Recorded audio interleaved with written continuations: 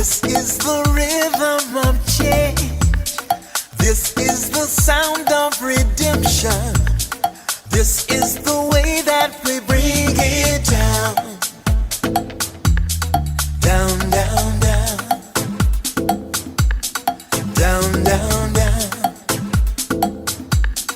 Down, down, down.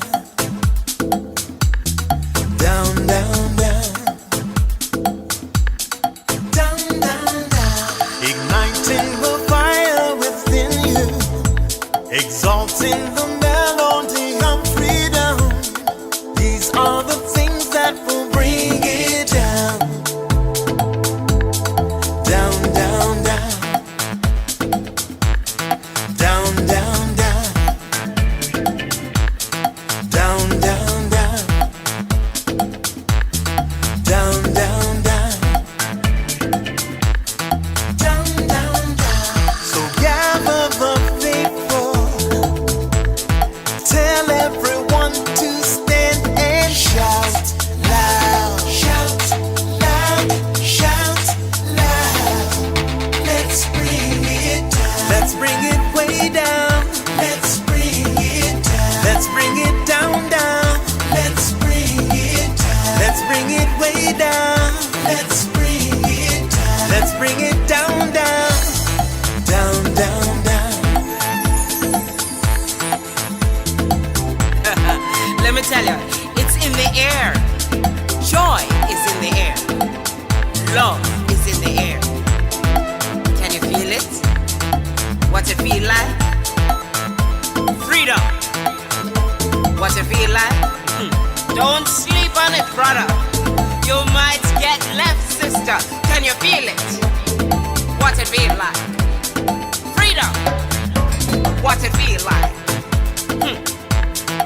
Justice. No need to be counted, cause I am down. Down, down, down. Down, down, down. Down for the end of racism, for the end of bigotry, cause I am down. For the end of misogyny, that's right. For all the isms out there, just down, down, down. Let's bring it down. Rise up, people. No more foolishness, and let's bring it way down. Riding the river of change into the cries of contrition. This is the way that we bring it down. Down, down, down. Down, down, down.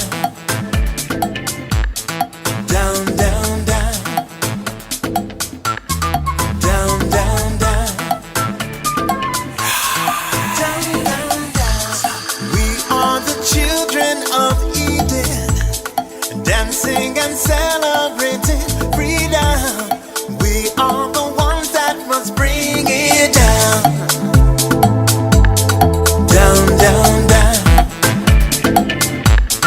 Down, down, down. Down, down, down. Down, down, down. Down, down, down. So gather the faithful. Tell everyone to stand and shout loud. Shout loud. Shout loud. Let's bring it down. Let's bring it way down. Let's bring it down. Let's bring it down, down. Let's bring it down. Let's bring it way down. Let's bring it down. We've got to bring it down. Down. Stand up and shout. Stand up and shout. Rise together. Accountability starts now. The Eric Dawson Radio Show. Yeah. Rise up. Stand up, shout it loud. If you are not prepared to come to that table and to represent that voice, don't come. Because we don't need any more brown faces that don't want to be a brown voice. We don't need black faces that don't want to be a black voice. We don't need Muslims that don't want to be a Muslim voice. We don't need queers that don't want to be a queer voice. And if you're worried about being marginalized and stereotyped, please don't even show up.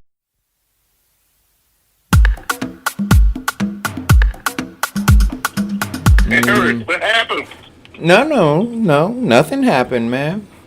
I'm here. I'm just trying to share the show, trying to spread the love. That's all I'm trying to do right now. Good morning, everybody. Happy Monday. Welcome to another episode of the Eric Dawson Show. Here with co-host Vincent Squire, and all I'm trying to do is share the show, man. Make sure that people can have access to it and watch it if they want to. That's it. And and I like the music, so playing it over again doesn't never. Yeah, hit rewind. When she tell everybody to sit they punky down. Yeah, man. Yeah. So, how was your weekend? Vincent, I'm going through it right now. I'm discombobulated. Nothing is going right this morning. My car broke down, so it's at the mechanic now. My PayPal account's not working. My phone's not working. I don't know. So that day Diane was having Friday, Yeah. you're having today. And so, you know what I do? We talked about this, right, Vincent? I'm like, is that all you got? Come on. So, I just laugh at it, right? And just kind of muddle through it. So, but yeah, other than that, man, I had a peaceful weekend. It was a typical fall weekend, right? Most of the leaves have fallen now on my property. I have a stubborn tree in the front of the house that doesn't relinquish all of its leaves until sometime mid-December, right? So, I wait for that. And then my hope is that the leaves don't fall when it's snowing, because then it just makes it more complicated to get the leaves up.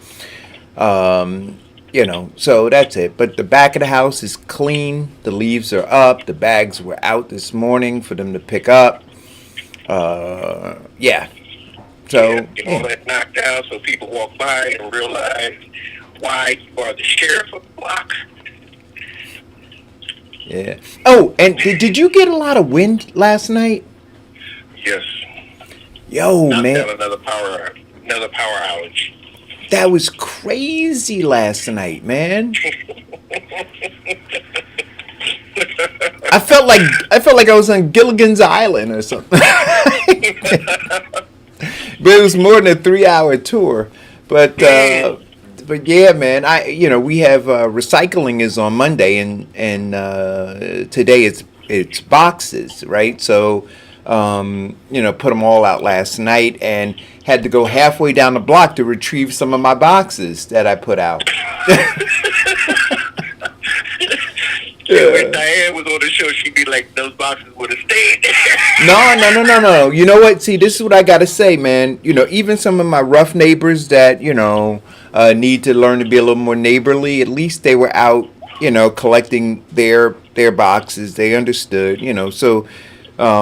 the block is cleaned up, but there are some trifling blocks out there, I'm sure, where, people got up and went to work, man, and just said, you know what, somebody else will clean up my mess. And, those are blocks that I don't want to live on. So everybody's gearing up, marketing for sales. It is now, all the retail stores are in Christmas mode. So here's something very interesting, and I talked to Diane about this over the weekend. The people who are suffering money insecurities right now, who are complaining that they can't pay their rent, that they can't pay their mortgage, that they need another relief package. That's the dryer. Hey, Vincent, bring it on. Is that all you got? Nothing is going smoothly this morning. Anyway, all these people who are, clamoring about needing money, you should not be looking at sales. Like, literally. Like, I mean, and this is the crazy part about this country. The country, the crux of what drives this economy is pure capital to its wealth and its power sucks them dry if you allow them to. Okay. I don't know how many more times that's gonna go off, but yeah, if you That's all you got. oh, come on, guys, stay with me now. But there's, the people should not be spending their money right now. Now there's an argument that you should be spending your money because spending your money fuels the economy, right? But if you don't have any money and you need to be saving for a rainy day, then where should you fall in this? You know what I'm saying? So the argument is, if you don't go to local stores, your local bodega, your local corner store, then you're not supporting local businesses. Those businesses will collapse. They're the backbone of your community, and so your community will suffer. Those stores will shutter and won't open. Got it. Understand that. So there is an argument to be made that says, because I was talking to Diane, and we were talking about supporting small businesses and not supporting the larger businesses. And I said, well, so that kind of runs contrary to what you're personally experiencing as well, right? If you're taught financial literacy, you're taught how to bargain hunt, how to save money, how to be thrifty, how to be all those things. But if you are supporting your local businesses, then you are operating contrary to all of that. You're not being thrifty. You're not bargain shopping. You're not doing those things, because the bargain shopping is in Amazon. The bargain shopping is in Walmart and Target. The bargain shopping is in Marshalls, right? All of these, yeah, exactly. And so now, do you bargain shop? Do you shop local? Then the other argument is, and I'm gonna open it up for the discussion. Welcome to the show, Diane.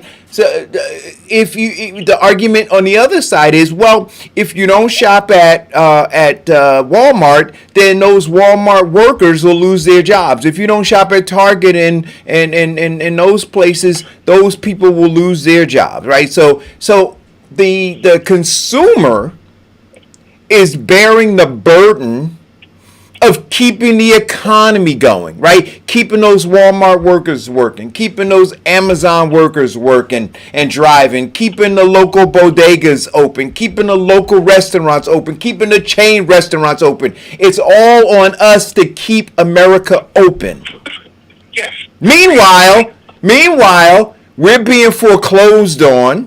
Meanwhile, we're being threatened with evictions. Meanwhile, our cars are being repoed. Meanwhile, all of this is happening. What the freak is going on?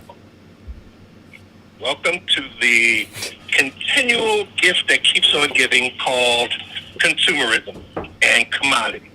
Although we are the commodity of their wealth, we're also the source of their wealth.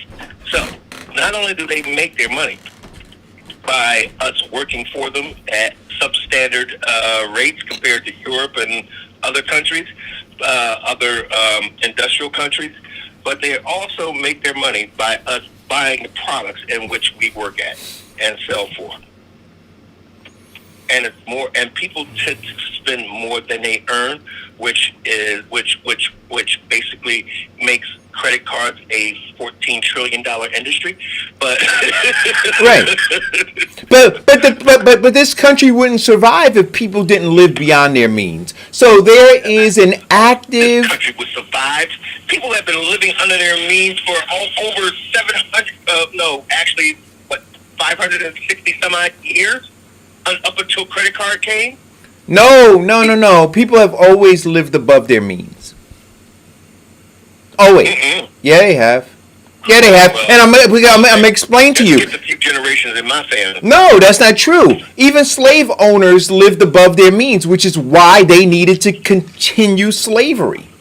Oh, slave owners, but the slaves didn't. No, but I'm not. No, I'm not saying everybody, but I'm saying people have always lived above their means, and because they have lived above their means, they needed to drive, right, an economy that identified those who were going to be marginalized and who were going to be the commodity to their wealth and their continued power and their continued living above their means.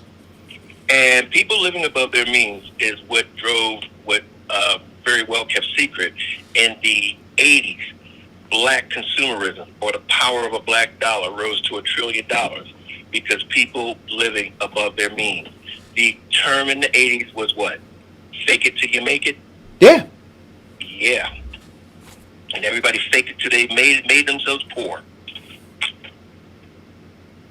So what do we do? Like, look, I'm telling people, don't spend your money. I'm telling people, look, you can't save everybody with your money, and that's what they're trying to get you to do, right? So they're saying, hey, you're gonna have to go out and spend money on that you don't have. You can't save everybody until you save yourself first. My father used to say, son, the best thing you can do to help poor people is not be one of them.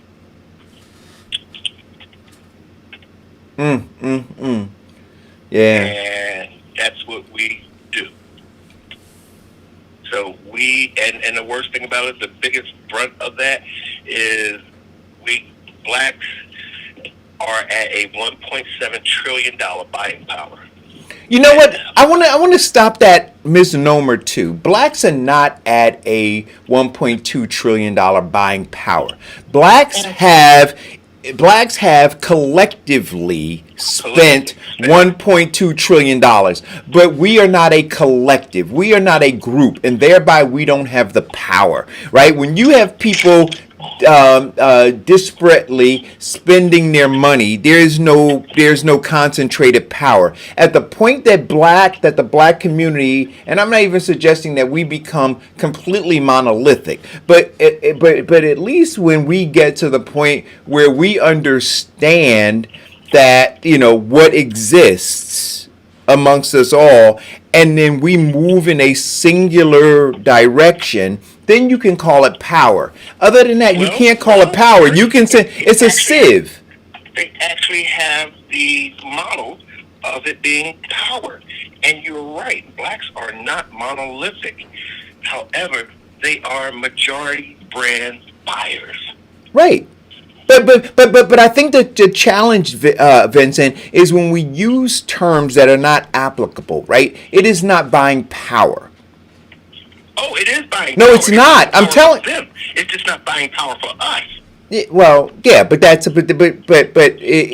it is buying power. It is power that continues to fuel, right, the economy of others, not the. But that's not the context in which you gave it, Vincent. You gave it as if the black people have buying power because they spent 1 point whatever trillion. That's what you said. Right, and we don't. The Jewish community has buying power. The Chinese community has buying power. Right, the Indian community has buying power. Absolutely, both correct. The point that we have to do is focus those dollars into buying power for blacks. We keep focusing our black buying, that power goes to whites. And here's another additive to it. Those businesses that we are branding, that those name brands that we buy, guess who they support? White politicians. Right. Well, that's not all true, too. But the buying power and what we focus on, we're not focusing on buying from white people. We're focused on buying what we like. So that's a misnomer for you to say, oh, we're only focusing on buying from white people. And why do we like those name brands? I don't know, because I'm not a name brand whore, so I couldn't tell you why people like what they. Let me give you what I found. Everybody likes something different for different reasons. Some people like name brands and they get them at discount rates. They don't pay full price. Yeah, most of those are called knockoff, which goes into the black dollar.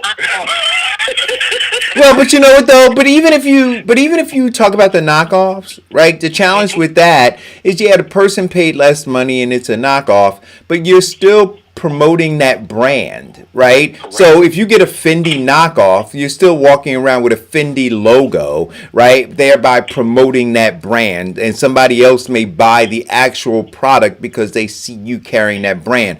We have to become, we have to become brand, and I said this before about our brand. We have to become brand conscious, and the brand that we need to be conscious about is a black brand, and we need to understand, as a community of people, well, we're not a community of people, but we need to understand as black people that that are supporting these other brands, as you said, Vincent. These other brands then take their money and they support other causes by and large. Not all of them, I agree with you, Diane, but by and large, they support causes that have nothing to do with us, right? So we're spending our money. I'm sorry? The issue is people have to have financial literacy. And if people who have never had money come into money, they're going to spend it the same way they were spending it before because they don't understand how money works. That's the biggest problem. It's not about where they're spending their money at Amazon or the black business. If they understand the value of their dollar and financial literacy, then they would do differently. And how do we give them, because that goes into another point, how do we give them financial literacy and give them the understanding of the power of their dollar? Well, so, you know what? This is where look, I'm telling you, we can say it starts at home, right? But we understand that there are socially transmitted diseases that retard the learning at home, right? So a lot of people who are in their home, they lack the ability to be able to educate their children or the younger folks within their homes about financial issues. We understand. We have to just acknowledge that to be the truth.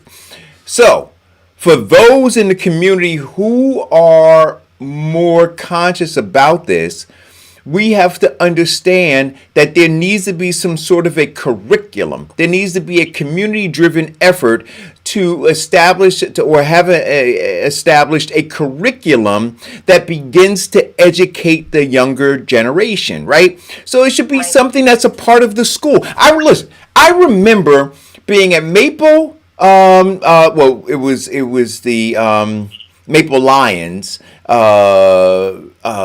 which was up there on Lyons Avenue in Newark. So it was like a middle school, right? I went there 6th, 7th, and 8th grade. We had I can't remember the title of it, but it was like a practical mathematics class. So in this particular class, they weren't teaching algebra or geometry or any of those things. They literally were showing us how to look at a bank statement, how to reconcile a bank statement. They were showing us how to look at a PSE&G bill, how to understand and read it based on reading your meter. They were really practical things, right? And I think that those things are necessary, especially within the black community, and we have to teach that. And we have to drive that curriculum in the schools. All right. I'm sorry. Go ahead, Diane. Not just in elementary schools. I mean, I did financial literacy at my church and many other churches to teach adults the importance of having a bank account as opposed to going to a check cashing place. And a lot of people, again, who don't know, only do what they've been told before. People learn from on their jobs. I remember working for the state, and just the basic stuff of talking to people. And they would go downstairs, and the state had an account with a particular bank that was in the building. People would go downstairs and cash their check, but they didn't have a bank account with them. So all the services that you could get from that bank, vacation savings, money markets, CDs, all of that, they didn't know any of that stuff, because all they knew is they could go to that particular bank, cash their check without getting a fee, as opposed to the check cashing place where they were going before. Yes, and instead of getting a bank account, majority of it is a huge majority of African Americans do things like bank cards, Cash App, Rush cards, et cetera, rather than opening up a banking account. Well, that goes back to financial literacy. People have credit card debt. People have collections after them. People have liens on them. So they think eliminating the bank account keeps them from taking the state or the IRS or whoever taking their money, and they go to these check cashing places and use these bank cards, and it's the same thing. It gives them no services. It just allows them to put their money there.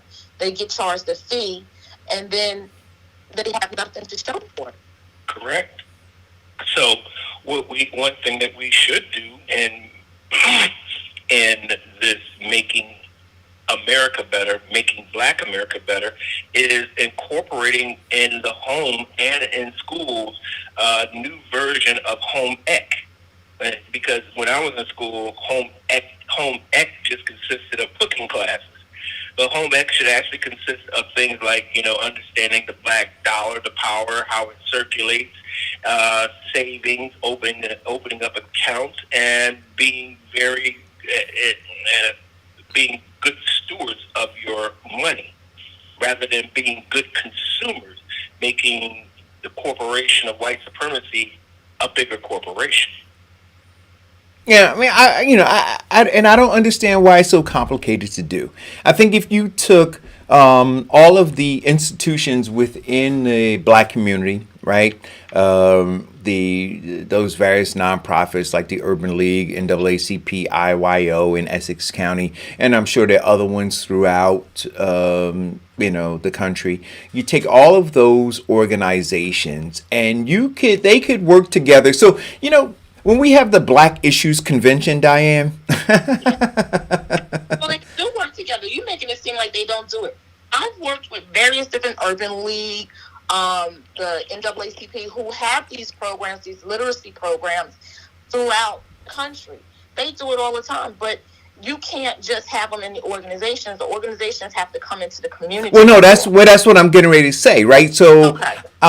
So they have to there are a couple of things that they need to realize, right? And I could speak very specifically about the Urban League of Essex County. You can create these programs, but if you're just creating these programs, which a lot of these organizations do, simply to be able to get grant money, right? And then they just suck off the grant money, and then they employ people, and so forth and so on. And at the end, they have no measurable impact on the communities that they're supposed to serve. Then they're failing, right? Because there should be impact. So if they have these programs, which is you're right, Vincent. Just got a little okay. Sorry. So if you have these programs, you should be projecting what the impact to the community is going to be. So you say, want to start this program, want to apply for this grant, not just to fill seats in the classroom for the program, right? But this is the impact that we want to have. And now you look and say, well, how do we achieve that impact?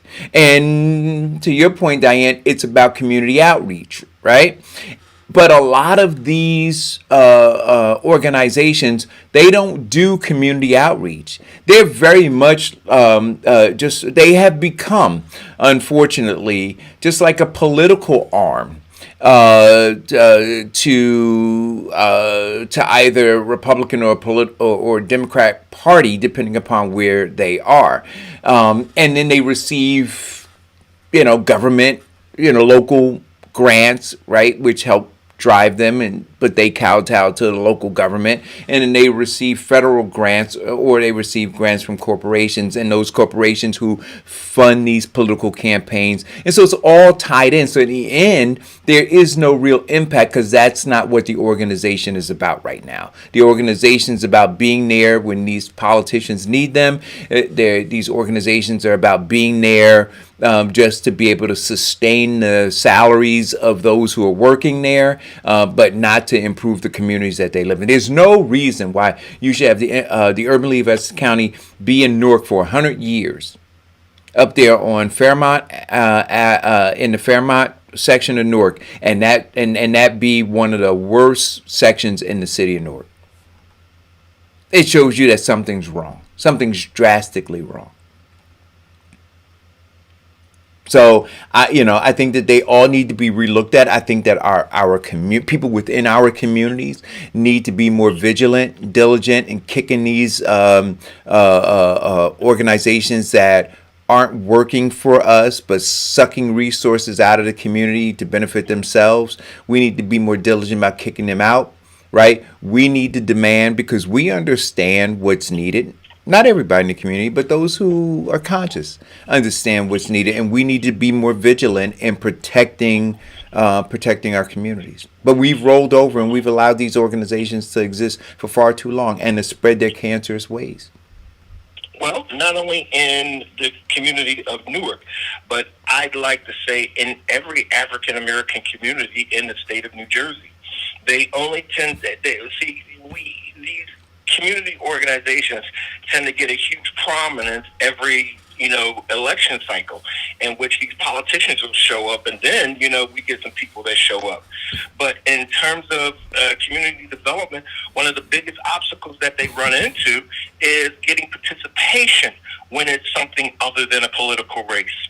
Right, but the reason they don't get participation, see, it's a snowball. It's a cumulative effect, Vincent, because they don't get participation because they're not producing anything real, right? And so over time, those people who live in those communities, because understand this too, people who live in those communities have lived in those communities or in a 6-block radius of those poor communities all their lives. So they know that these organizations don't do anything. They know they're good for nothing organizations, and so they don't participate. There's no reason for them to get involved. And the people who do, the very few people who do get involved, they get a very direct benefit, and most times they get tapped on the shoulder to be a part of a political campaign that helps sustain that organization, right? So you get these people elected, these people now will provide these block grants and these other grants to that organization, and then you'll be able to get your turkey or whatever it is during the holiday season. You'll be able to get,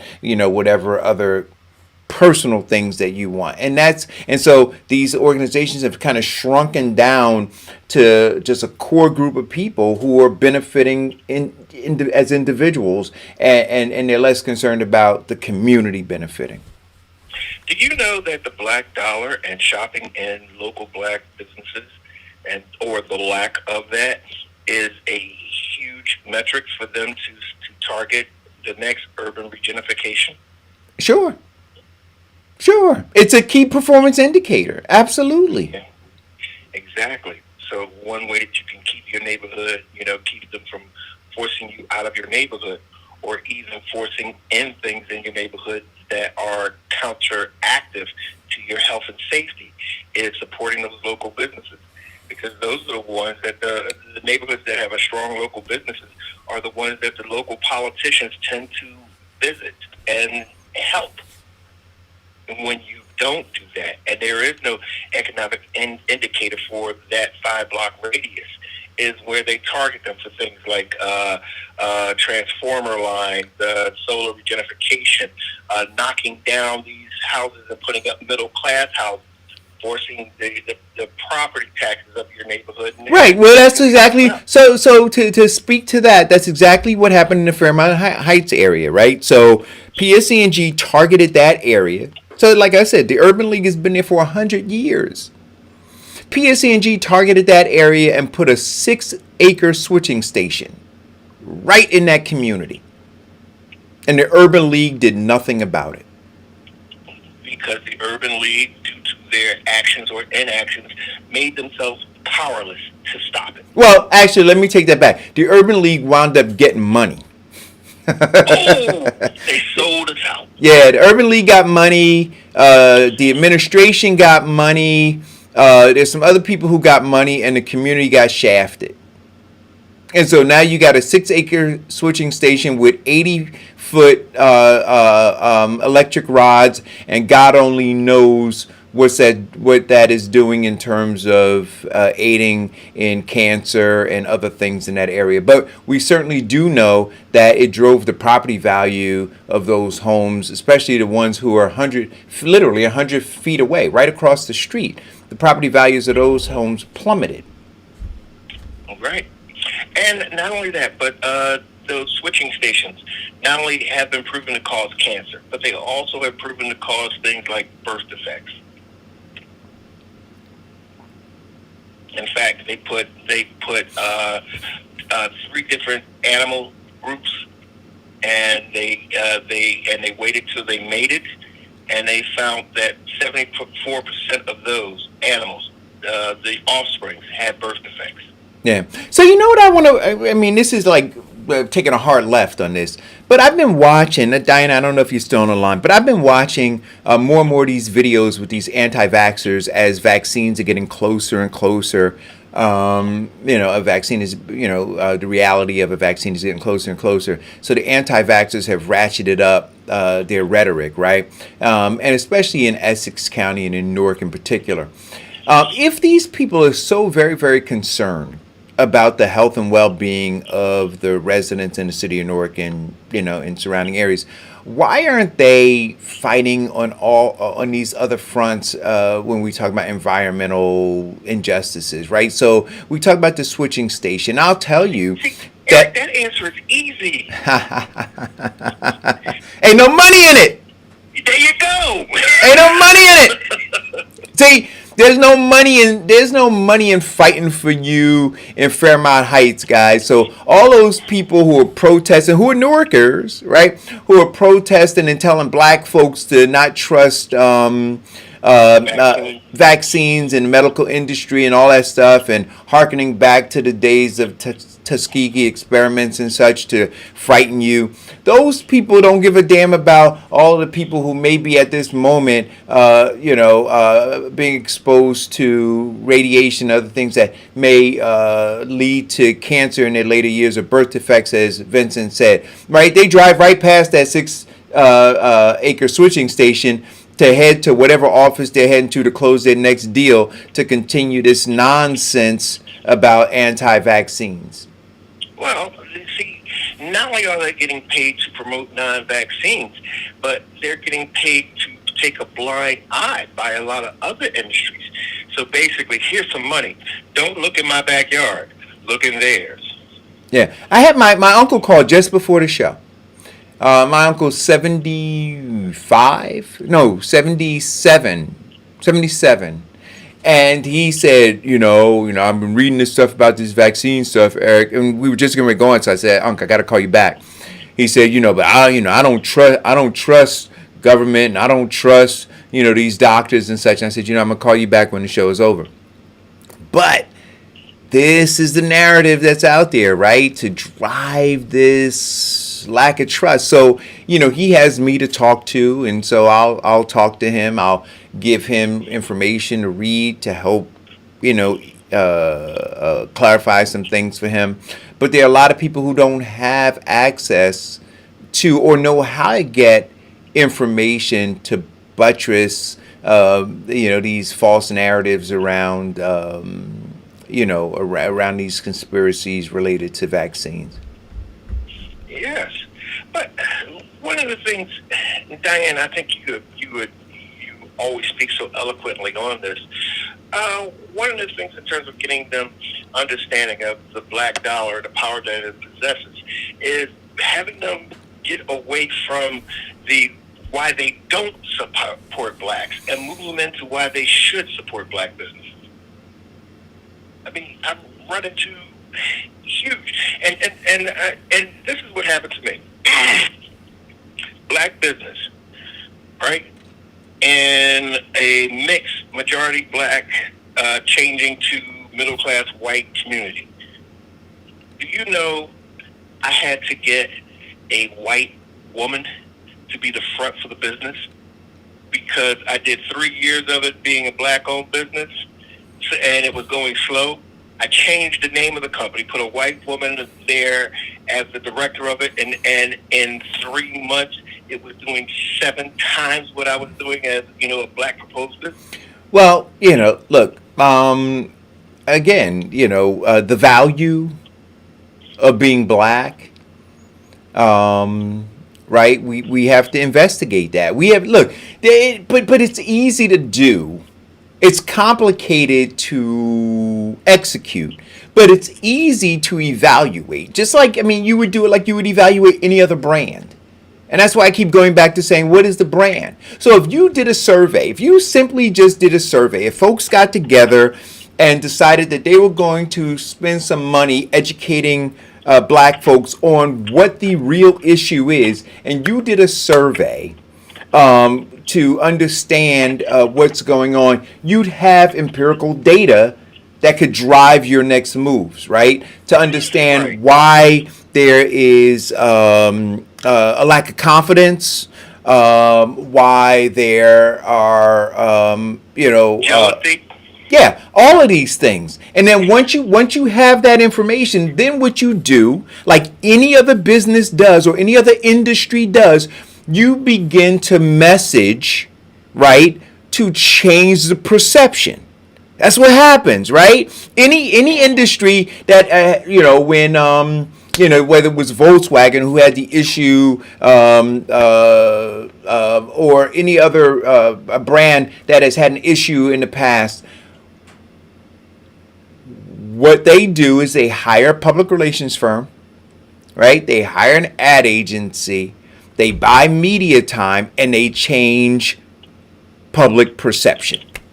That's it, right? So we need to do that, right? But until we look at it as a brand issue, and that's why I keep asking, what is the brand? So until we look at it as a brand issue, we're never going to be looking at targeting changing the perception, right? So you have people who say, like you said, Vincent, well, part of my issue is I had to get a white person as a front person. Somebody else will say, you know what, whenever I try to do business, if I'm a contractor, I always hear these things that, they have problems with black contractors before and whatever, right? I can give you some stories even today where I had to go to a white mechanic because I've asked 3 black mechanics to take a look at my car, and they've not gotten back to me over months.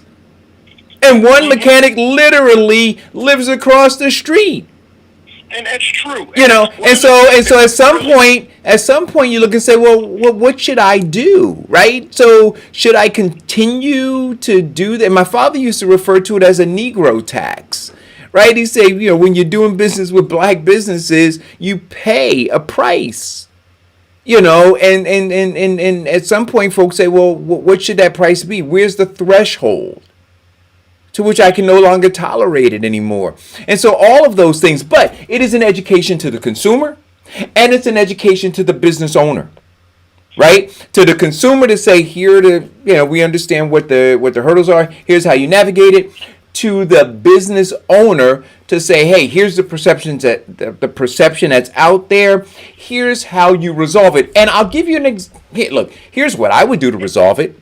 Just like the Better Business Bureau, right? Created, so you got this agency that businesses become a part of. And so when you're looking at the general business industry and you say, well, how do I identify businesses that are doing, that are on the up and up, right? Business. Well, you got the Better Business Bureau.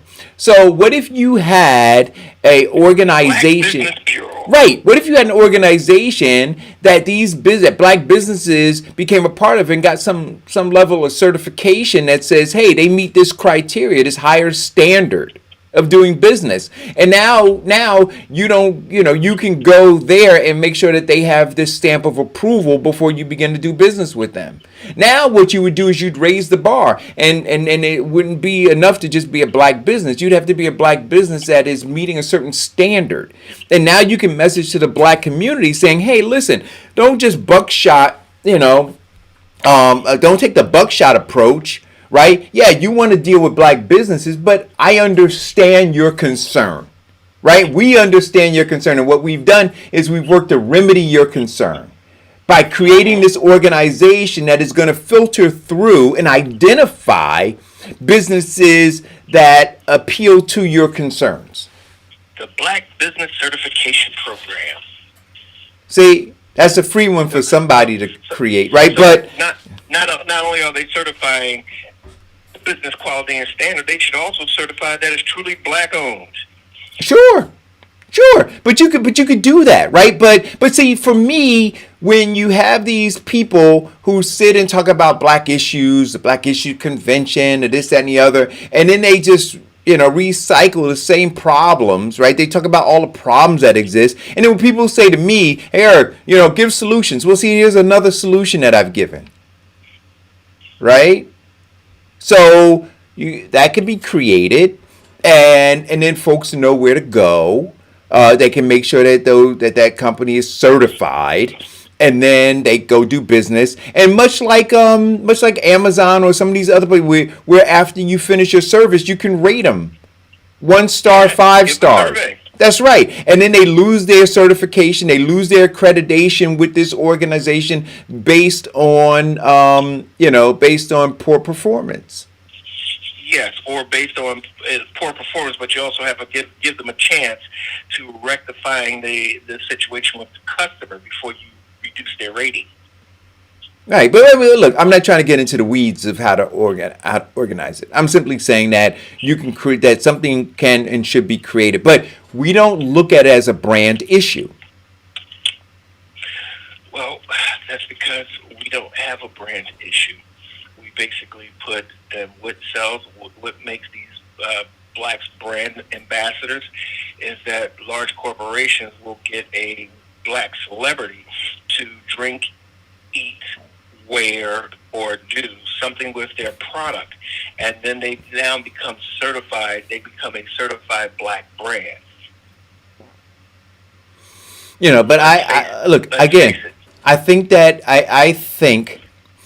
with all of the prominence that exists between black churches, organizations within the black community, black politicians, right? There could be this drive to educate.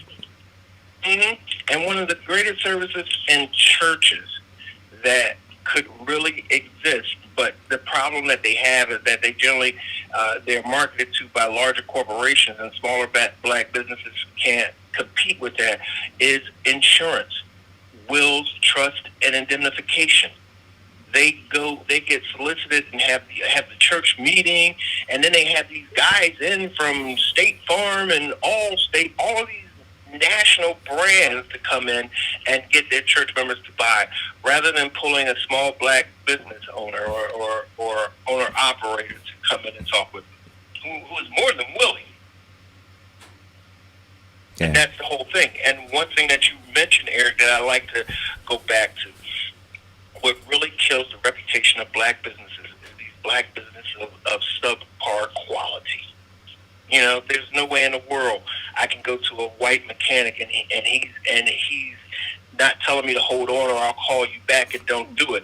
But he's either listening, he's talking to me on the phone, getting my information. Well, that's not true. No. I don't want to do that. That's not true. There are white mechanics out there too, who don't get back to you. There are white mechanics who rip you off. There are white mechanics who don't do a good job. There are white mechanics who do all those things. But what I am saying is that... But what I'm saying, Eric, is that it's heartbreaking when we decide that, okay, this is the situation, let me go and support a black business, and that happens. Right, but I just want to make sure, because the statement that it seemed like you were making was that white is right and black is wrong. And I'm saying that... No. What the statement that I'm making is that when we go into that black business and we get bad quality, bad service, bad performance, it increases the misnomer that white is right. Right. I think that what it does, well, that may be a case. But what I know it does is this. If you're already operating at a deficit, right, you can't do what those who are ahead of you do. You got to be better, right? If they're 20 yards ahead of you, right, you got to do something different to close the gap. You can't run the same race that they're running because the race they're running is keeping them 20 yards ahead of you. Right? So you got to change your cadence, you got to change your performance, you got to change your endurance, you got to change your training, you got to change everything in order to close the gap. Right? So if that things you can do to change it to close the gap is basically take the call. Well, I mean, you do a lot of things, right? But you got to close the gap. You can't say, and I've heard black businesses say this. Well, if you go to that restaurant and you come to a black restaurant, people don't want to wait. You go to a white restaurant, they don't mind waiting. Well, what I'm going to say to you is that white restaurant's been in business for 30 years, right? Or whatever amount of time. Or that white restaurant is benefiting from a brand. Right? So just because they're white owned, they're benefiting from a brand. There's a level of expectation, whether you like it or not. Right? And you don't benefit from that. You don't have the luxury. So you might wish you did. You might hope you did. You may be annoyed that you don't. But the fact of the matter is you are attached to a brand based on messaging, based on a whole bunch of things that have led you where you are. So you can't simply say, well, that business over there, you got to wait 20 minutes for them. So you got to wait 20 minutes for us. No, you got to cut your wait time down in order to be competitive. You got to figure out how to cut your wait time down. What do they call it? They call it a compelling competitive advantage. Right? So you have to look at your brand and you have to say, I'm competing on an uneven playing field. See, but in our minds, we think that the playing field is even.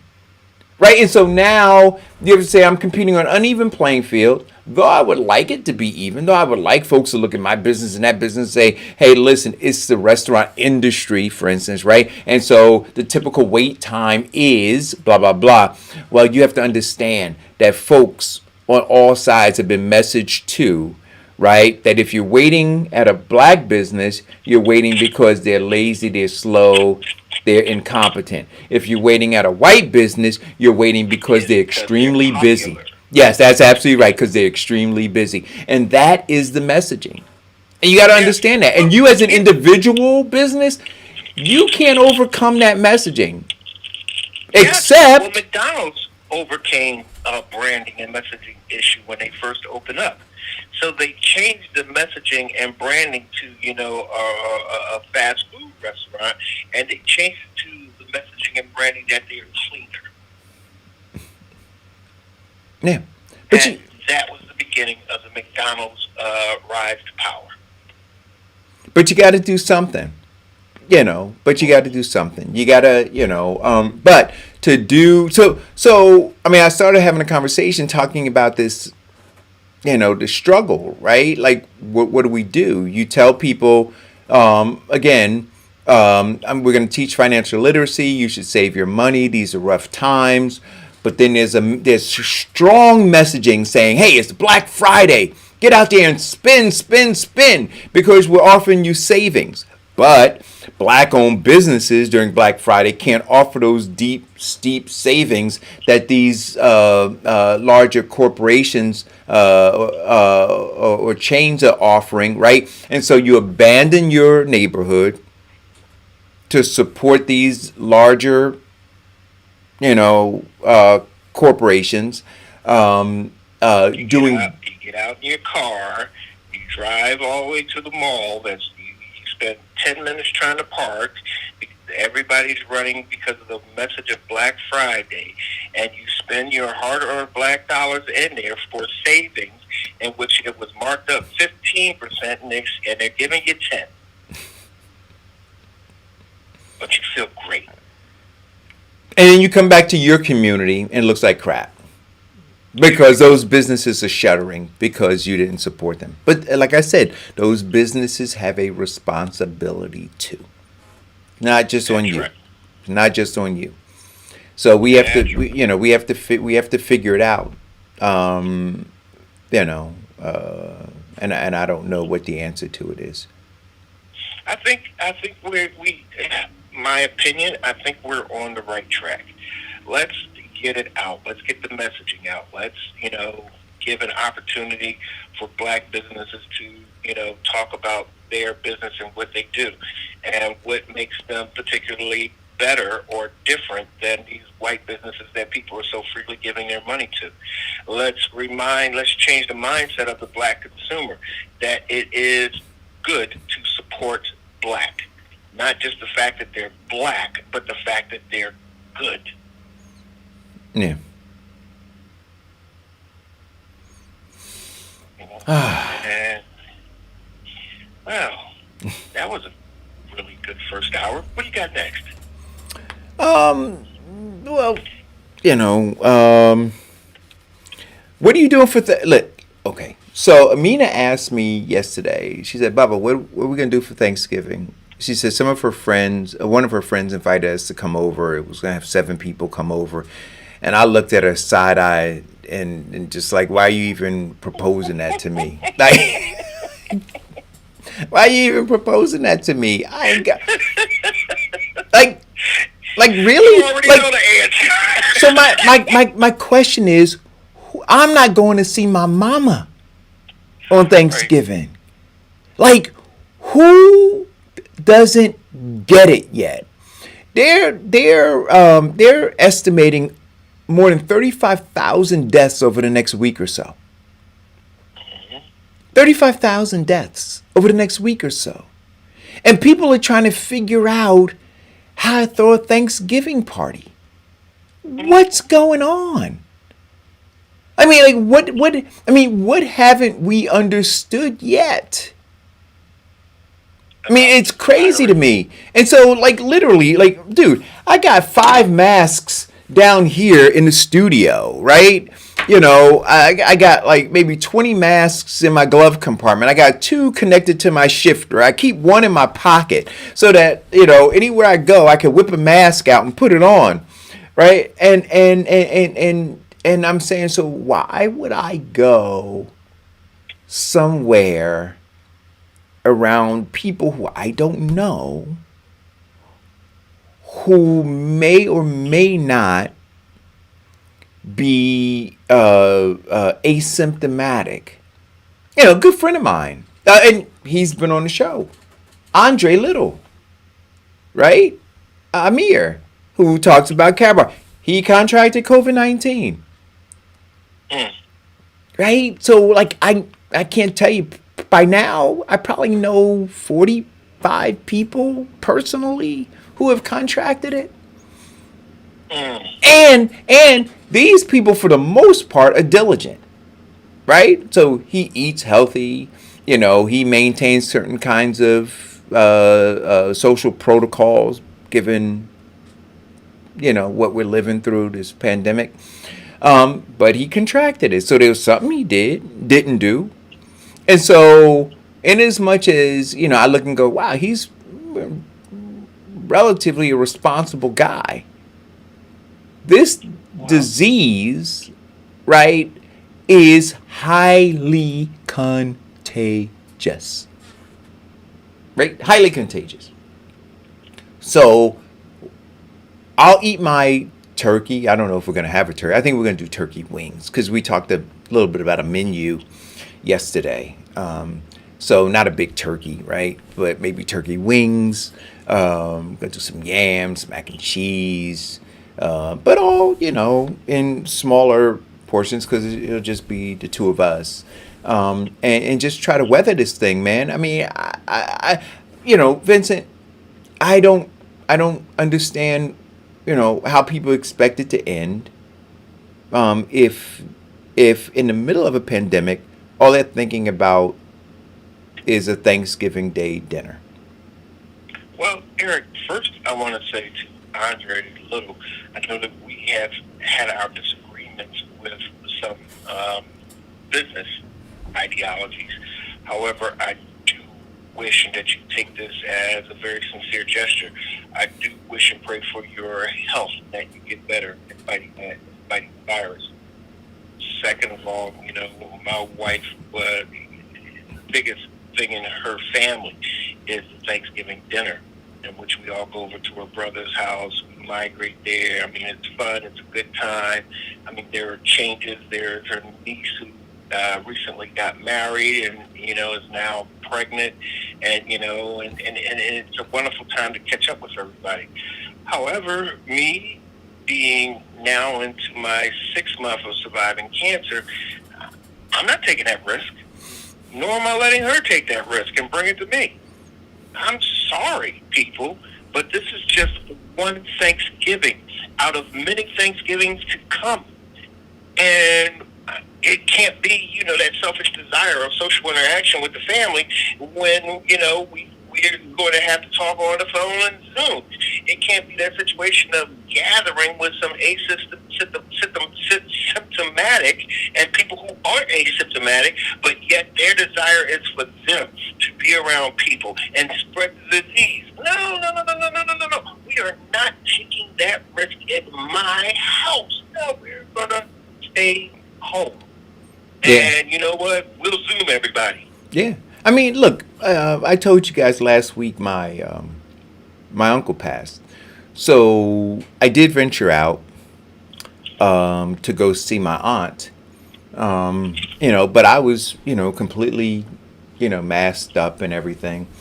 And even there, I was socially distancing. And then she had some other people come over and, I felt uncomfortable. So I retreated to the bedroom and then ultimately retreated to the basement, until those people left.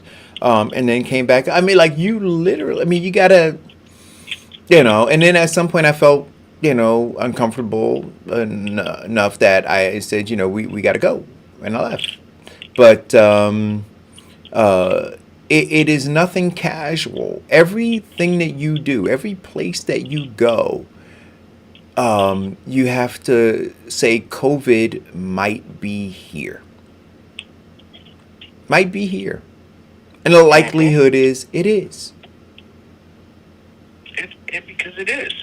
Because this is the virus that, we can't see. It's the virus that has a huge probability or very resilient. It won't die. It won't go away. It just keeps popping up and popping up and popping up. And no, I'm not a young 20-year-old who can, weather through this. No, I'm a 59-year-old man and cancer survivor. No. I'm sorry. I love you, but I think that my health and your health is a lot more important than this one meeting and gathering. I love people, but no, I'm staying. I barely leave the house. I'm doing an average of 5 Zoom meetings a day because I don't want to take that chance. In fact, when my wife leaves the house, I give her the side eye. And when she comes back, I spray her down in the disinfectant fog. Do they have those fall guns? The fall guns? They need to, yeah. I don't know if they have, do they have those? They have disinfectant fall guns? Yeah. Amazon. See, they need to, I think, at some point they're going to institute those in like the doorways at schools and things like that. So when you walk through, it's just, you just kind of walk through this thing, like you said, this fog, man. I look, because the thing that I do that we do learn about viruses and diseases is they mutate. Right? In order to survive. They have a survival mechanism about them. That's what Lori said on your show. What was that, March? Yes. That show? Yes. Yeah. So they have a survival. So as weird as our bodies are adjusting, so is this virus. Right? It literally is like a chess match, right? You make a move, I make a move. You make a move, I make a move. But it is it is hell bent on surviving. And much like, like they tell you when you take antibiotics that you have to finish your round of antibiotics. And the reason they tell you to do that is they say because if you don't, you have the potential of creating a superbug, right? Because if you don't finish it, you don't kill off the whatever the bug was, and that bug now becomes immune to the antibiotic that you took, and now you need a stronger antibiotic, right? And so same thing, if you don't finish it off, that bug potentially can become immune to that antibiotic. So so as That's why we're the vaccine takes 2 doses. right, and so as we're going through this, we have to understand. See, but I again, this is like education, right? To understand what's going on, that there really is a fight, that we as human beings on this planet are fighting every day of our lives against things that are here trying to survive, looking for us to be hosts to them so that they can survive. And because I guess it's arrogance, Vincent, it's just ignorance in some cases too, we just believe that we're on this planet and it's not hostile. I mean, I talk about as a Black American, America being hostile, but the planet as a whole is hostile. And we keep it at bay through science, right? So like all those plagues and things that ravaged humanity over centuries, a lot of those things are gone, or they're kept at bay right now. What is it? The CDC, I remember watching a special and they were talking about all of these germs or viruses or diseases that they have in test tubes and other kinds of stuff, man. That if one of those, some of them, they say if the test tube broke, you'd be dead in like nanoseconds, right? Because of how deadly these things are. So you have no idea. And maybe they should really, again, back to messaging. Maybe during a pandemic, they should run these kinds of shows, right? Like these public service shows or like on PBS and whatever, that just kind of says, here's what's really out here, guys. Here's what we're battling against on a daily basis, trying to keep the world population safe. But we walk around in this matrix believing that, everything is okay, and it's not.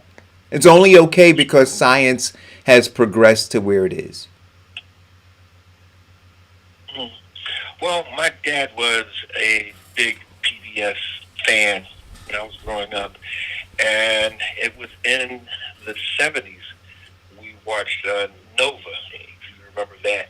It was a program that most kids fell asleep on while it was playing, and they talked about the future of germ warfare. Mm-hmm. And I mean, they talked about having polio and smallpox in a vault because they believed they held it after they believed to have eradicated it.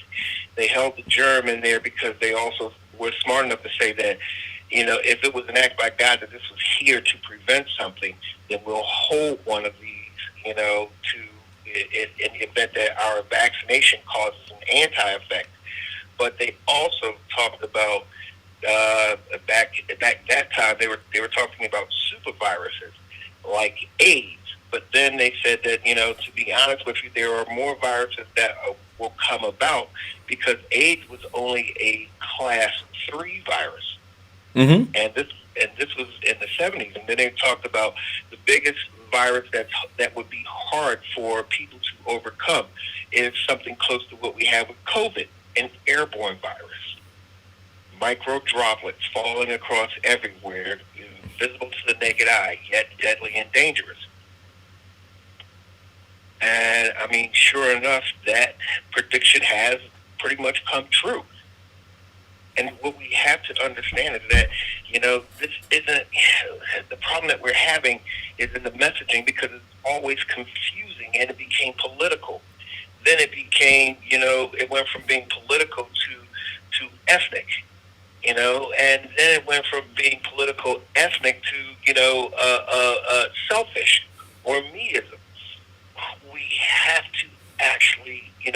being selfish and worried about how we look wearing a mask or the inconvenience of wearing a mask and washing our hands, and just do it.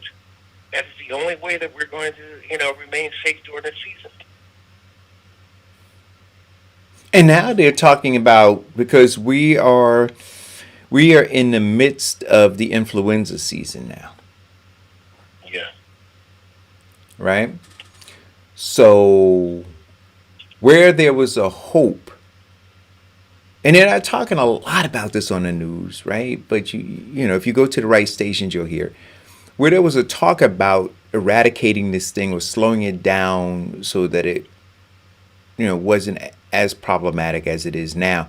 They wanted to slow it down during the summer, and they hope that people would cooperate. Here we have as we are embarking on the influenza season, we have a major uptick in COVID. Yes. And so when you talk about a perfect storm, we're heading right into it right now. And this is one of the reasons why, Vincent, for these anti-vaxxers, man, and for these people who are saying, don't wear masks, this is, fraudulent, this is whatever. My disdain grows deeper and deeper for them every minute. And that takes a lot. It does. For me, it does. And you know my character. Yeah. It takes a lot for you to reach that level. I am an empath. I am people might not believe it based on my my conversation, but I am an optimist, which is why I show up on this show every day, right? Because if I wasn't, I'd just shut down the lights and be done, right? But I show up because I believe that there's an opportunity for another person or two or three, to hear what it is that we're talking about and to become a champion for truth, right? But when I watch what's happening, what's on the horizon, and I see that there is actively in our community an effort to promote genocide, right? Like I said, my disdain is mounting by the minute. I can see that, and I can understand why. I mean, these people have no idea the harm that they're doing to the black community by spreading false information, misinformation, and disinformation. Telling them that, I mean, listen, one thing that COVID has taught me is that God has a sense of humor. And the biggest laugh that I got was when the president said that it was a Democratic hoax and that the virus was going away when he caught it. If that's not an indication to shut up all these anti-vaxxers and these, you don't need a mask people, then nothing will. And but I don't think that the denial is in that COVID exists, right? I don't think that that's where it is, right? The denial is in the danger of it. Yes. Right? And so whether the belief is that you can insert light or inject yourself with disinfectant, or whether or not we should be moving toward herd immunity, or folks are using misleading data to suggest that, well, these are only this number of people have died versus the number of people who have died because of influenza and other kinds of things, right? To kind of minimize COVID, that's kind of where it is. It's a minimalization of it, not the fact that it doesn't exist. They wouldn't dare deny that, right? Because you see it all around you. But they're minimalizing the seriousness of it. Correct. And the simple fact that there is just a small percentage now dying, where before, the death toll was mounting. But now we have to look at a larger amount are contracting. I think we're hitting 1 million, or did we hit 1 million? Yeah, we hit over 1 million. Mm-hmm. Yeah, yeah. And I mean, And so hospitals now are beginning to overrun again, right? well, we've got more now than when people were actually scared of the virus. Right? Yeah. Hospitals being overrun now, the big scramble for ventilators. All those things where people were, we have more contracted cases daily now than when we did the shutdown. Yeah. Yeah, and I'm not getting it. I mean, they're not afraid of it, so they have super spreader, Halloween parties and all these other things happening, and people, it hasn't gone away. It just stopped being, major news on mainstream media. Yeah. So I saw locally here in Essex County, I saw a flyer going out. I think it's November 16th, which is that today, tomorrow? Mm-hmm. Right? Is that tomorrow?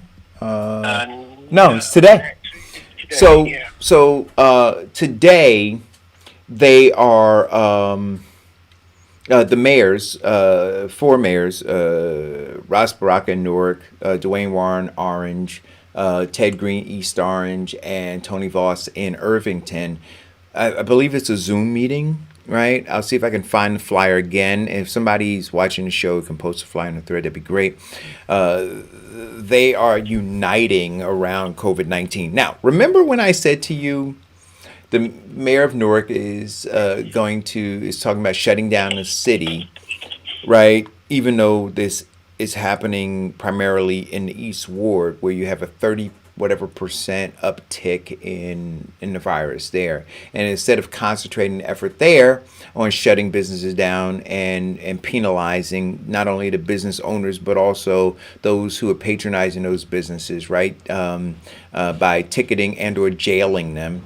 And then continuing to message to the other wards where they have kept the spread at bay that they're doing a great job. Continue the efforts, continue to wear your mask, continue to social distance, continue to only allow a few people in your stores, right? Instead of doing that, right, he took this buckshot approach and said, we're going to shut everything down. I said, well, and then the question was, well, if he doesn't shut it down, all of it down, you'll have people who are traveling from the East Ward up to the West Ward. And I said, no, but you can, if I'm a store owner in the West Ward and I understand that I'm doing a great job in keeping, the spread at bay, I'll just continue to do the job, regardless to who's coming, wherever you're coming from. But now they've opened this up to the bordering cities and townships in Newark, at least the black ones, right? So I don't know that they're having a conversation with Hillside, which to me is really funny, right? So you've got these 4 mayors who are getting together, and I'm saying, well, but you got Dahlia, the mayor in Hillside, right? And Hillside like buttresses Newark on this other side over here, and then you've got Elizabeth. What's the conversation that the mayor's having with those 2 towns? Why just Newark? Why just Irvington, East Orange, and Orange? And then what is it that you're gonna say? What are you gonna do? So I'm eager to watch this later on to see what's going to come out of it. But I doubt that outside of telling us what we already know, that things are spreading, and then maybe trying to shut down some businesses, but they're not really going to offer it any real significant plan. And recovery in the end, right? So after they tell you got to close early or you got to do whatever you're going to do, how you're going to survive. I was having a conversation with a guy today, and we were talking about the tens of thousands of restaurants, businesses that are closing down, that are not going to open up again. What's the plan? That's what I want to know.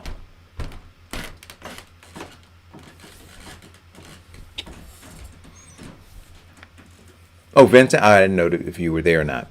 Anyway, I'm here. one thing that, I mean, I'm not mayor, uh, the mayor, but I would think that one thing that he is, and his big concern is the simple fact that we cannot cherry pick with this virus in terms of people in neighborhoods that are doing well, leaving them open, because it leaves an opportunity for migration. And people are like, oh, they shut down here, let me go over here. Yeah, but you can't. I mean, so for me though, Vincent, I'm saying those same people, they're gonna migrate from. Okay, so if you shut down the stores in all of those, shut down the stores in Eastward and shut down the stores in Westward, those people are gonna migrate to Roselle, or they're gonna migrate to Westfield, they're gonna migrate to Montclair, they're gonna migrate to. They're not gonna stay at home when you shut down these other stores. They're gonna go somewhere.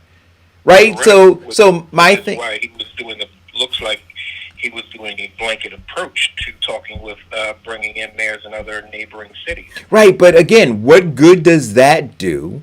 Like, remember you said during the presidential race, you said if we don't have a national plan, right? That was your thing, right? If we don't have leadership from the national level driving this thing, all of these one-offs are not going to be effective. So I'm saying, well, okay, in New Jersey, right? What is the New Jersey plan? What is the New Jersey plan? So yeah, whatever the mayors want to say.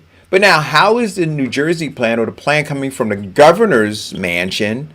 How is that working in conjunction with the plan that these guys have, or guys and gals have? Okay. Well, in terms of the governor has a national mask mandate, and he has bare minimum because nobody wants to be the bad guy and say that we have to shut down.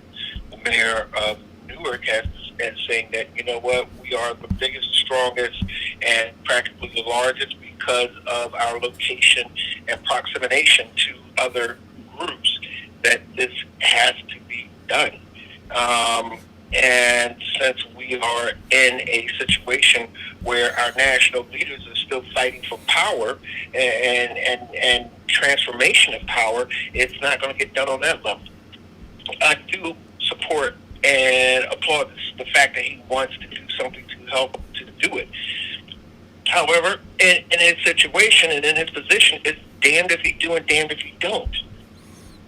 So it damn if he does nothing and blame the other politicians because they didn't do anything, from the president to the governor, to the freeloaders, etc. And damned if he does, because now he's not popular because nobody else is shutting people down. Why does he have to do it? It's a tough position, but at least he's making a call to do something. If I'm going to err, Eric, I'm going to err on the side of caution, no matter how foolish it looks to naysayers. It's the simple fact that I'm looking to do something to save somebody's life, which is why we do the show. No matter what anybody thinks of the show being stupid or whatever the case may be, we fundamentally look at doing this to help people. I'd have to applaud that. Now, the results of that, only history is going to tell. And right now, in this present day, history is watching everyone. So, listen, if he could do that and get some other mayors together and other people together to have one unified within this, vicinity, to go along with this plan and concept to slow the spread down, hey, have at it. In fact, call the freaking governor in on this so he can get everybody else on it too. Because I am sick and tired of being sequestered in my own home, held hostage by a disease. And I'm frustrated with the inability of people who are doing nothing. Let us have a leader that's looking to do something. I mean, you and I were sitting up there trying to, so that we could get masks out to people.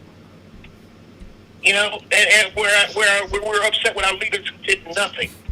Let's do something. Let's continue to educate people of the power that they have in their hand to slow it down.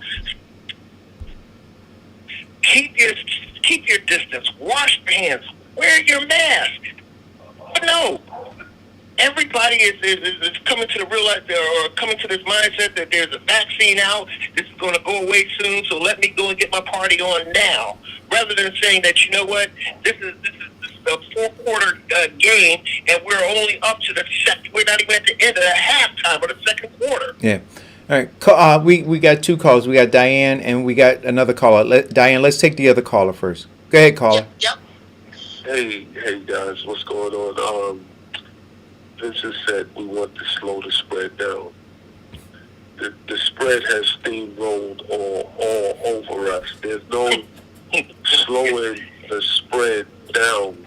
I mean, the next couple of weeks are going to be, if according to what I'm hearing, when the hospitals overrun and there's nobody in the hospital to tend to the sick, right?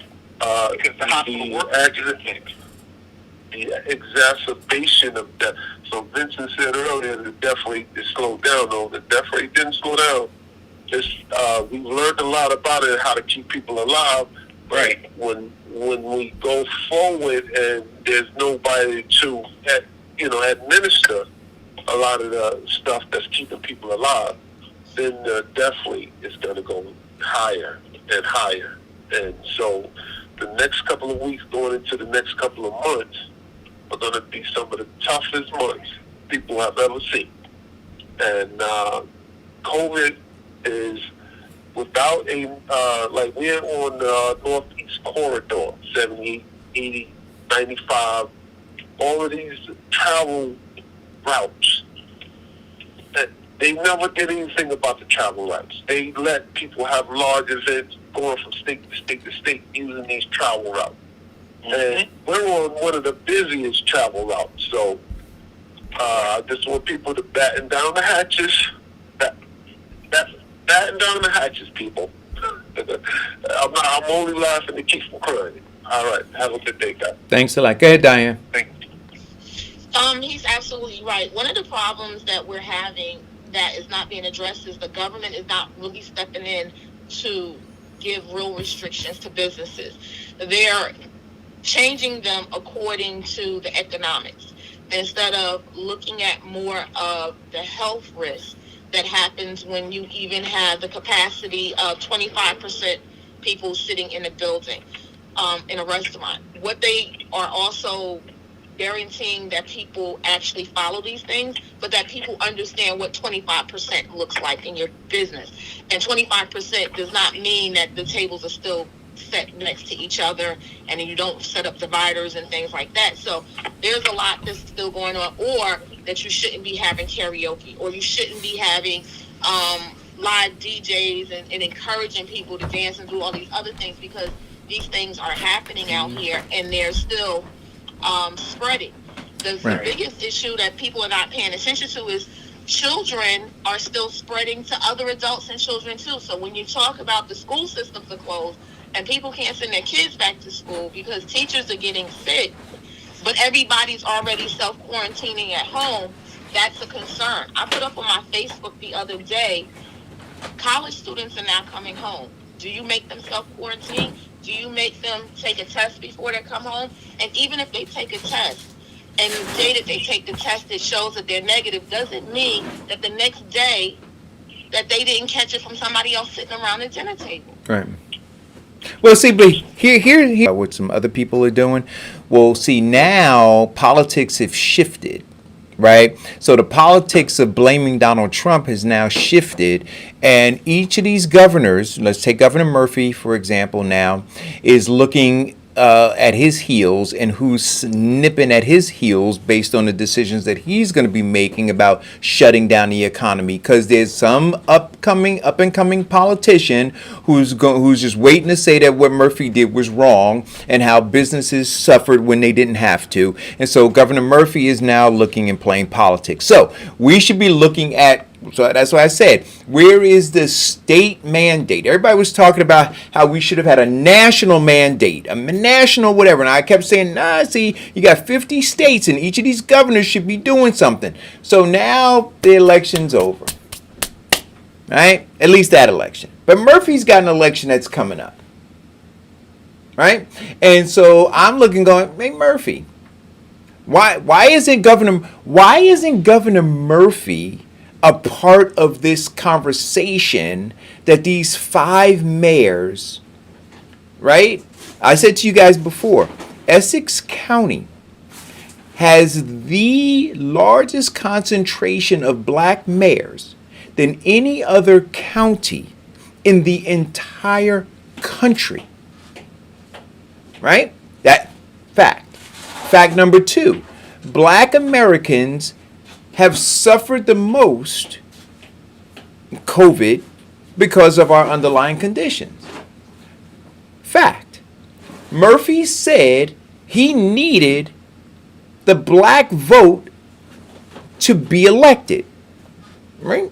So now you've got these mayors who are gathering to have this conversation around COVID, and the governor's absent from that conversation concerning the concentration of black people,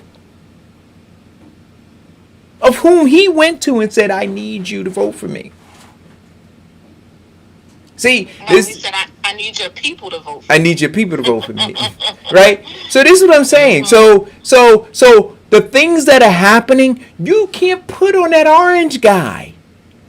You at some point got to look and go, wait a minute. This mouth, stuff's not, decisions are not being made. You don't have forceful leadership at the state level. You don't have smart leadership at the local level. All right, and you have dumb people in general, and who are having these super spreaders, right? So all of those ingredients are leading to the spread and are leading to accumulative deaths. So we gotta spread the blame around. Absolutely. I mean, I talked to you yesterday. I was going to Costco's, and I told you I wasn't going in because they had a line wrapped around Costco's. Now, that's the first time they've had a line in a long time, because usually you could walk right in. No, you know why they had the line, though? I remember I told you, Diane, they are starting now. They're starting to go back to letting a certain number of people in. And notice this. Every store that you've gone in, there's somebody at the entrance with a clicker. Right. Right? Every store that you've gone in. 25%. That's right. And what they're doing is they are doing internal monitoring, and they're looking at the data of spread and all that other kind of stuff and making determinations individually as stores.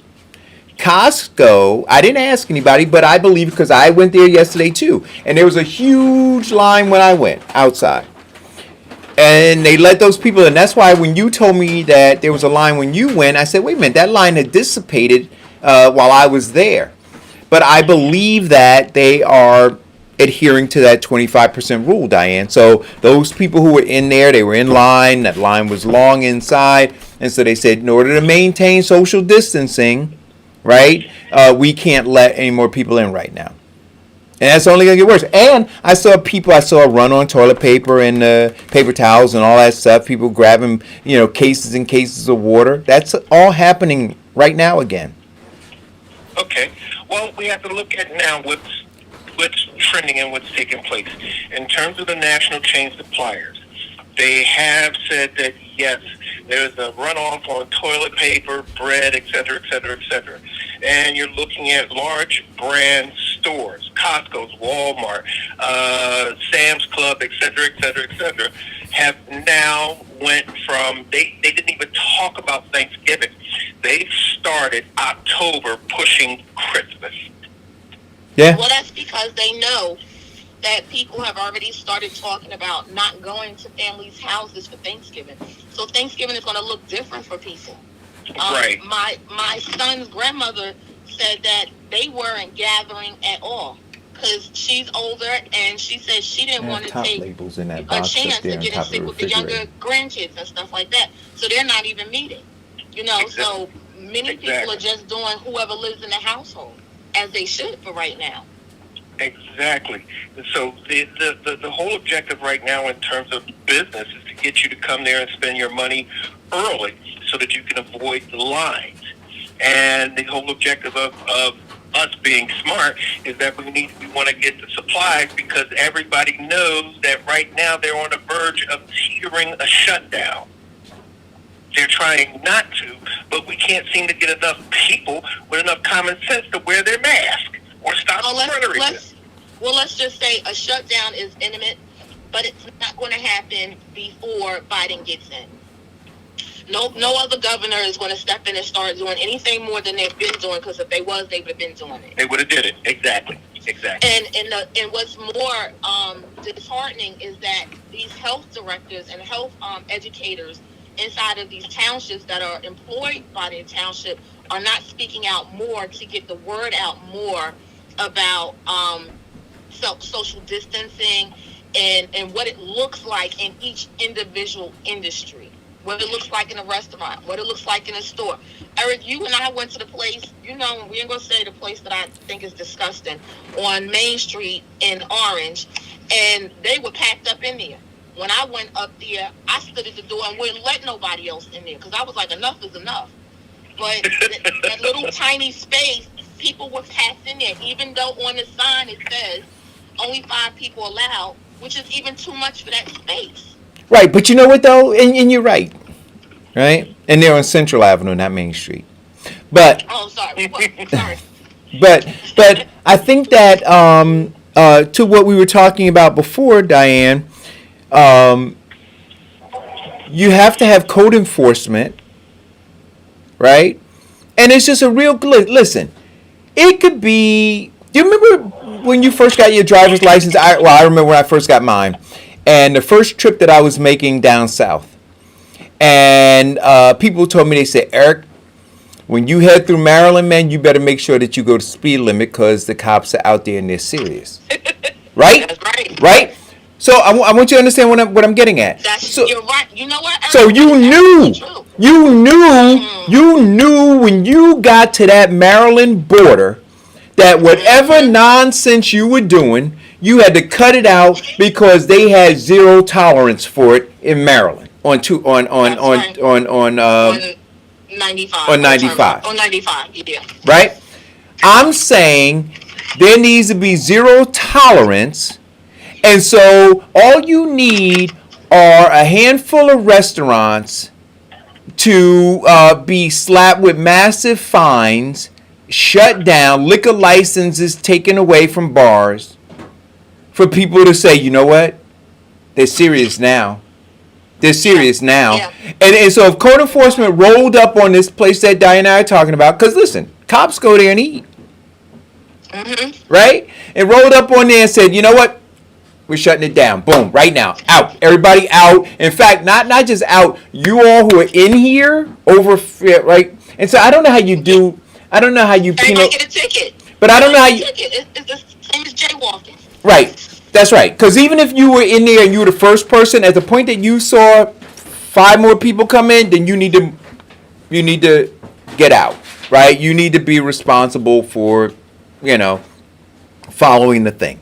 Or kicking the person out. Yeah, whatever you gotta do. But yes, code enforcement has to have a zero tolerance, and they have to shut these businesses down. They have to fine them heavily, in order to get this taken care of. That's going to have to start with the mayor. So the mayor has to be under the impression that this is a serious thing that we have to deal with. And the only way that they're going to understand is if you have dead people, they can't pay taxes. They can't pay taxes, so you can't get a salary if everybody's up. Oh man, that went. You really can't. You gotta hit them, and you gotta make them understand because they don't see it. Yeah. They don't see it. Yeah. We got a caller. Caller, go. Go ahead. Hey, it was said that all the governors aren't doing anything. The governor of Michigan just put some new measures in place. I don't know exactly what they were, but she got a threat from the White House again. The doctor, the radiologist or whatever it is, that's in the head doctor over at the White House threatened her again. Told the people to rise up against her because she put in some new measures. So there are governors out here doing things under threats of whatever from the federal level. I'm just going to say the federal level. Mm-hmm. And But yeah. I mean. Oh no, I didn't mean to say, Mike. I didn't mean to say that. If we're breathing in and out the same oxygen, your chances of catching COVID increases dramatically. Now, if you're going in an establishment without any mask, without any face covering or protections or anything like that, and you're breathing the same air with somebody, this is what makes it so dangerous, that you're increasing your chances of getting COVID-19.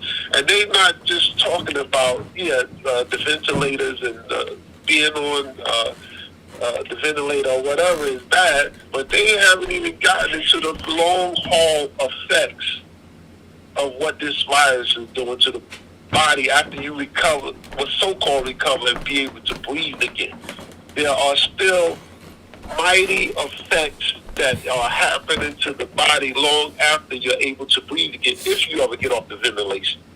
So, yeah, and they're not making it clear. You need people who can speak clear, clean, lowest level you can get language to make people understand what is happening. And people haven't done that yet, because I get surprised, like this morning when I went to work, the security guard ain't got his mask on. Now, he wants to take my temperature, and I tell him, yo, put the mask on. He tell me, you just came in here.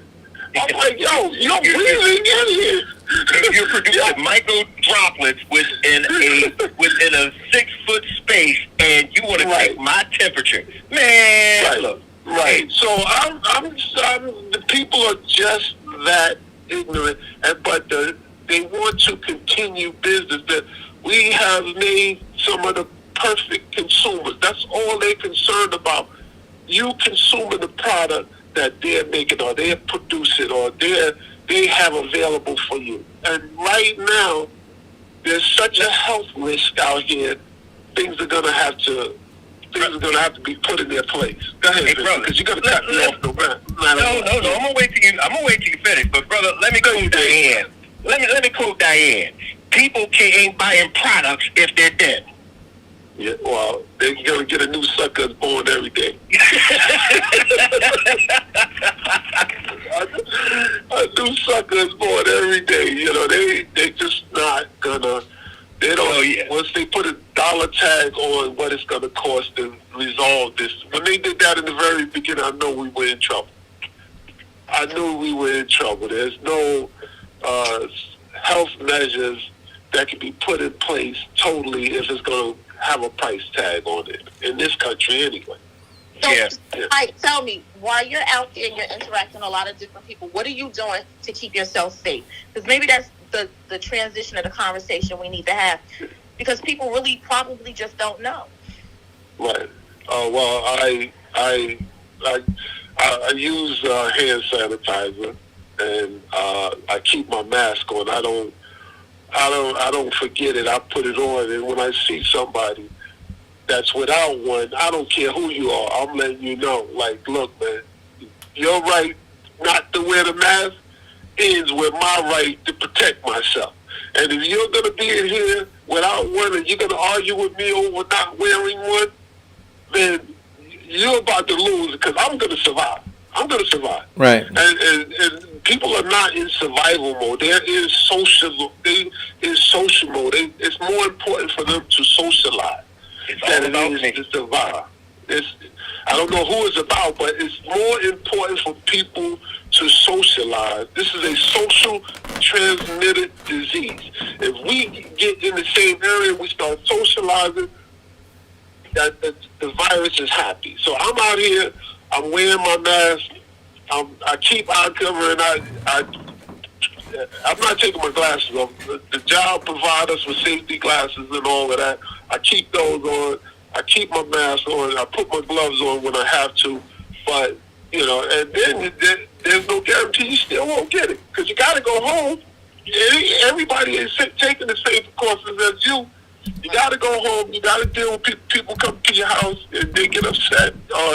invite you somewhere. You don't go. Now they're looking at you funny. This is a social deal. Our social behavior is causing us serious harm nowadays because we cannot socially put our heads around surviving. This is a survival. We all in survival mode right now. And Thanksgiving got to be put off. Christmas got to be put off. Because what happens Thanksgiving in your gathering is depend what happens at Christmas. 2 or 3 weeks later, Christmas rolling around, this person's sick from that meeting. That person's sick from that meeting. And then when Christmas rolls around, you want to have all your office this and your party that. Now, 2 or 3 weeks later, going into January, Valentine's Day, bunch of more people sick because we want to socialize. Everything is geared around to socialize. So what I'm doing is just learning and people, you always watching the news, you always listening to talk radio. Because I'm trying to hear what the hell going on. I'm trying to see, they say the same thing over and over again. But you got to get through that to understand and hear what the hell is going on out here. People are not educating themselves on the basics of this virus. I'm no smarter than anybody else. But in the very beginning, and they didn't take any action, and other countries was taking action, that's where we went wrong. You know what you said before, and not only that you're smarter than other people, people are ignorant to learning, to getting the knowledge, because once they get the information, now they're responsible to do something with it. They don't want the information. They want to stay in a dumb state that they're in because they don't want to change. They don't want to believe it. They don't want to, like you said, not socialize and be around people and have fun and all these things that's going on, because they feel like if I don't do it, then why I should live my best life. I should do everything that I want to do. But that's not the life in which we live at this particular moment. I agree. People don't want to get education and come to the realization that this is real and this is happening because they're selfish. It's all about me. I want to get out. I want to move. I want to see people. I want to do stuff. I'm tired of changing from my work pajamas to my bedtime pajamas. I'm sick. Yeah. Vincent, can I hold that thought? Go ahead. Let me tell you something about selfishness. Mm-hmm. People will not recognize their own selfishness, and you can't point it out to them, because of the fact that they're selfish. I heard a sociologist talk about selfishness, and while people have, and we all have selfish behaviors to a point, but we're in a state of extreme selfishness that people are refusing to recognize their own selfishness, which is causing the virus, as Eric said earlier, to mutate and get more powerful and spreading in ways that, because people are, everybody's going to this event, I gotta be there, I'm gonna, your spouse or somebody is saying, no, don't go, let's stay here, let's do this, and stay at home, and celebrate from afar. But no, people take, no, I ain't gonna have, no, I'm gonna go in there. And then they go and they come back. And that's the selfishness that we ain't gonna recognize. And go ahead, Vincent. And to add to that, they bring other things to, other distractions to foster their selfish behavior. My kids ain't learning on distance. They need to be in school. The reality is that you want those little mofos out the house. And school is a petri dish. It is a microcosm of germs in which they collect and bring back to you. Yeah.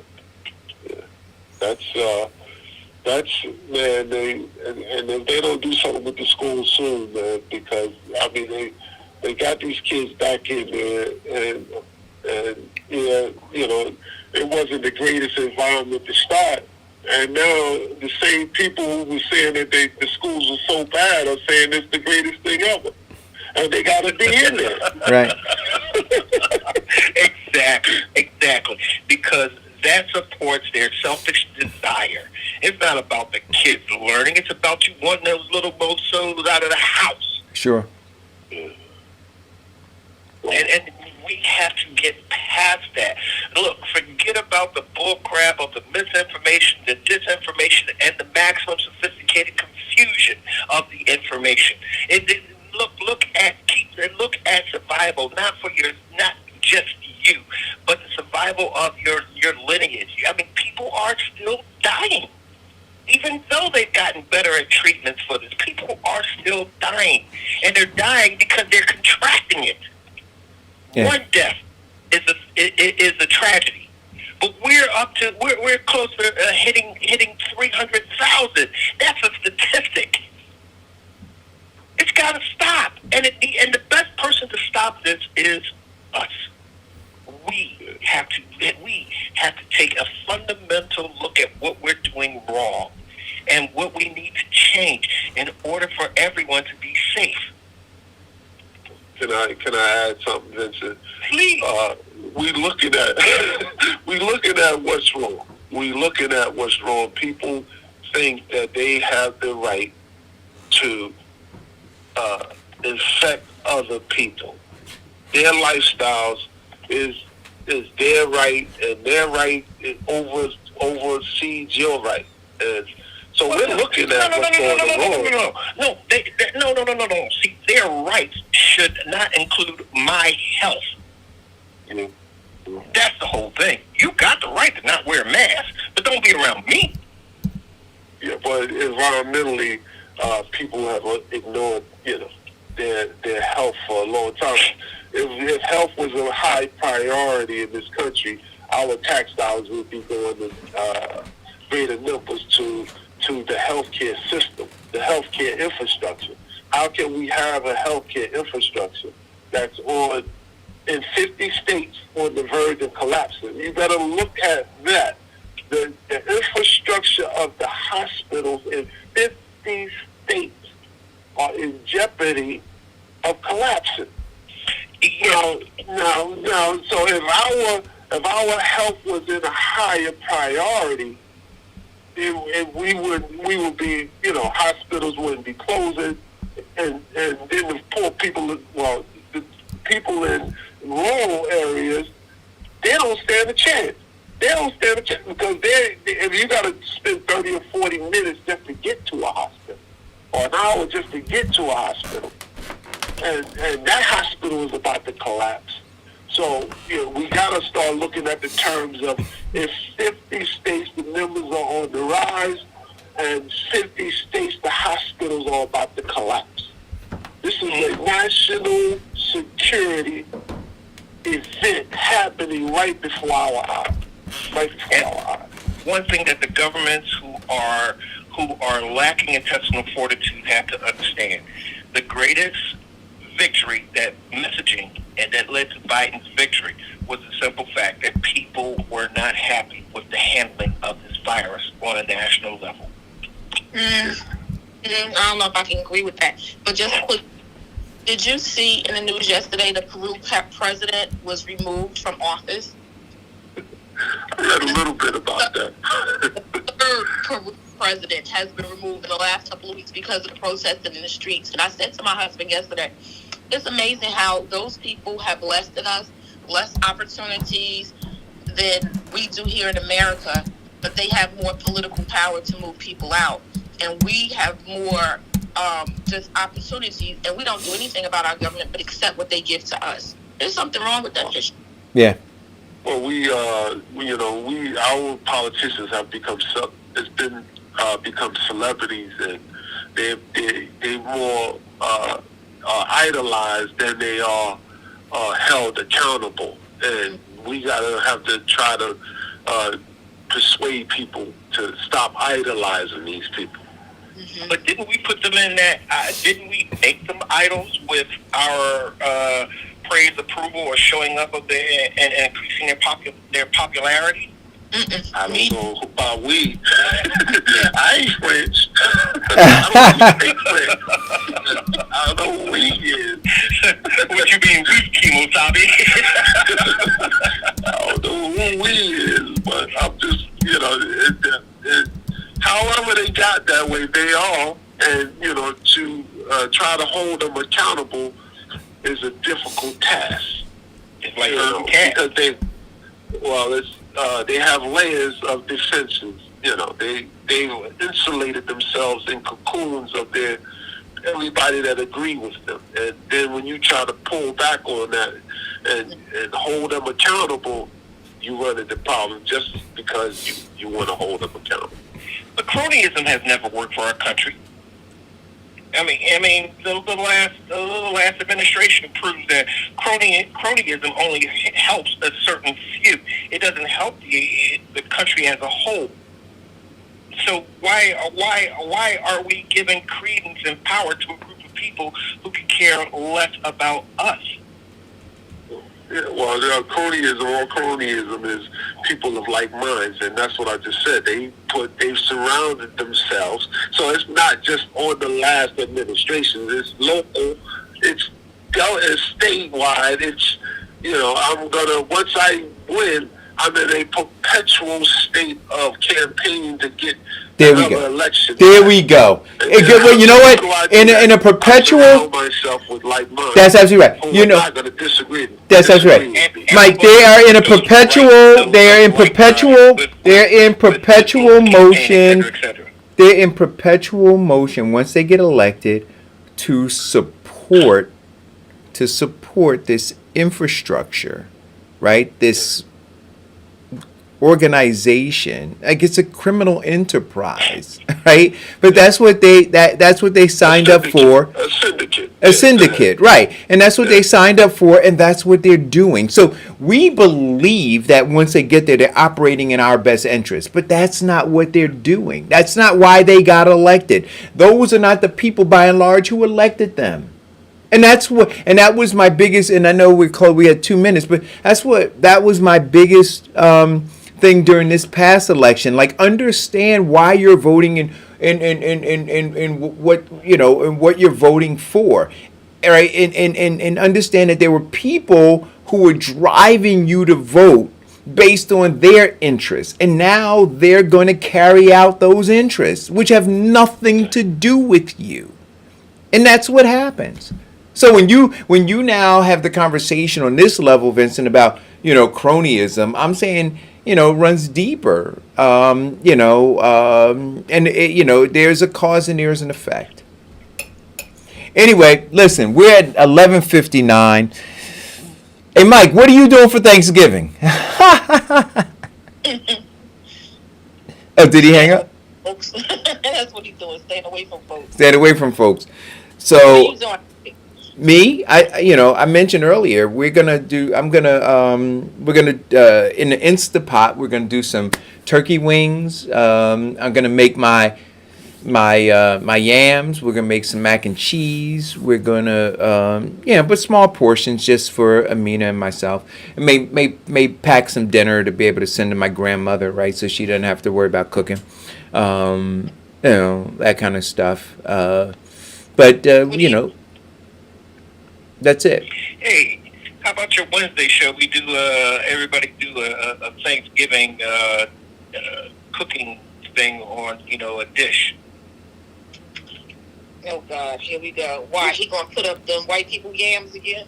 You talking about? I like to see Eric, prep them yams up and make that happen. You know what I mean? Because you know what? Can I tell you something? Diane is just. Wait, did you see the new commercial? I don't know if they're showing it down there. Chick-fil-A has macaroni and cheese. It has 2 cheeses or something in it, and it's white macaroni and cheese. I almost threw up looking at the commercial. I was like, hey, that's not white macaroni and cheese. That's American macaroni. Same difference. Anyway, we're at 12 o'clock. Thank you guys for tuning in. Stay safe. Stay home if you can. Wear a mask. Wash your hands. Keep your social distancing. This thing is real and it's coming. Run from Rona.